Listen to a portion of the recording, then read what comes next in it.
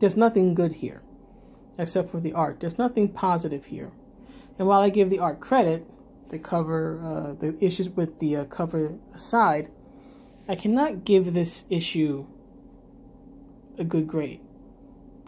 I felt like I was being insulted reading nearly every damn page, whether it's issues with the paneling or the way characters are positioned, or very stupid things like, hey, allow She-Hulk, who can't turn into She-Hulk, onto the battlefield, because that makes sense. Let's put the girl who doesn't have her supernatural strength or powers, let's put her not only on the battlefield, but on the front lines, in armor that doesn't even cover her whole body or her head.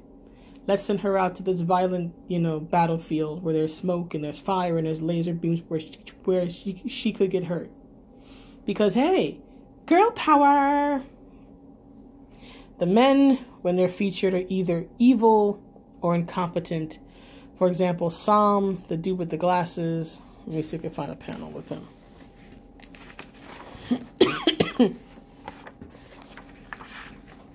Here we go. Him, this guy. He's pointless. He is useless. He does nothing for this story. That's all it do. Nothing. He doesn't help. He doesn't fight. He doesn't provide any intel. He does nothing. He is incompetent. He is useless. This is going to be one of the most anti-male issues I've ever read. So the males either in this issue are incompetent like Sam, or they're evil and clownishly, cartoonishly evil like Nuclear Man. Then, for some odd reason, she tries to, again, humanize Nuclear Man by having him realize that he's falling in love. First of all, let's say he is for a moment. Guess what? Falling in love does not make a misogynist change their mind all that much. He's still going to be a misogynist. He'll just be one who just happened to have lost his heart to a woman. But he's not going to change. So again, why have him even wonder if he's feeling something, again, akin to love? Not lust, but love. This makes no sense. Why do you want to do something as creepy as have the man who's trying to oppress Carol legitimately fall in love with her? Why do you want that? I do not understand this one bit.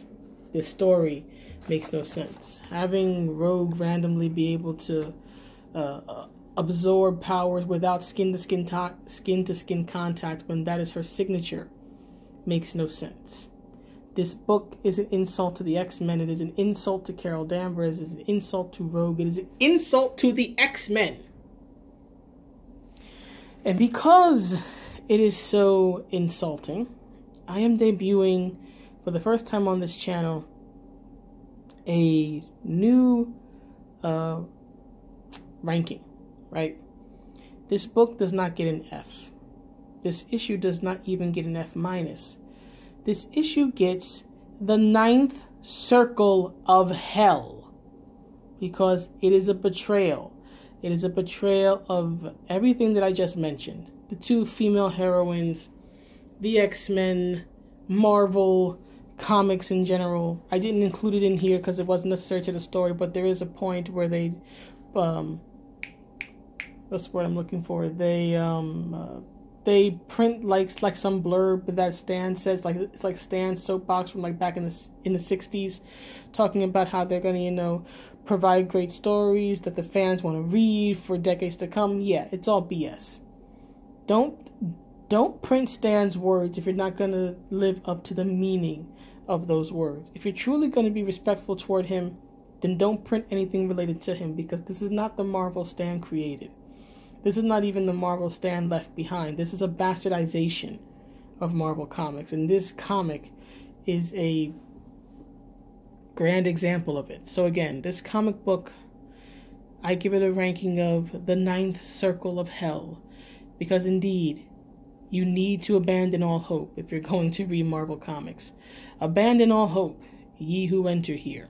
Abandon all hope if you're going to read, or at least all hope for a good story, if you plan to read a current year Captain Marvel comic book. And being that I am a big fan of Carol Danvers as a character, dating back to the 1990s and beyond, I am especially frustrated with this. So yeah, this is a big fat hellfire. So, yeah, that's it. It's really got nothing else that I can say about it. It's awful. It deserves the hottest fires of hell. And yeah. I heard that this series is nearing cancellation. I sincerely hope it gets canceled because that's what it deserves. They would probably bring it back within a few months anyway, but still, this deserves to be canceled. It's just awful. It's objectively awful.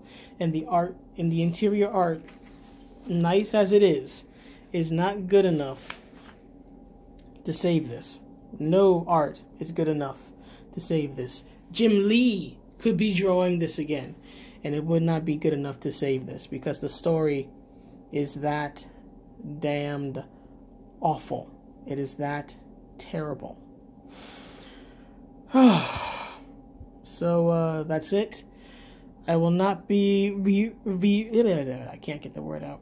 I will not be reviewing issue 5. I refuse. I'm not going to read it. I'm not going to review it.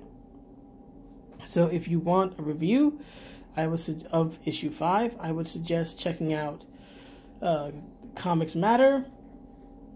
Check out your boy Zach's review. Another good place for a review of this of issue 5 is MJ Tanner. They have a good channel, and they've I think they've reviewed.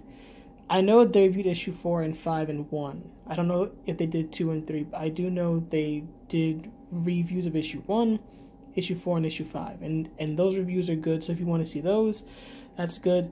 But yeah, Gene is dipping out. I literally cannot with this anymore.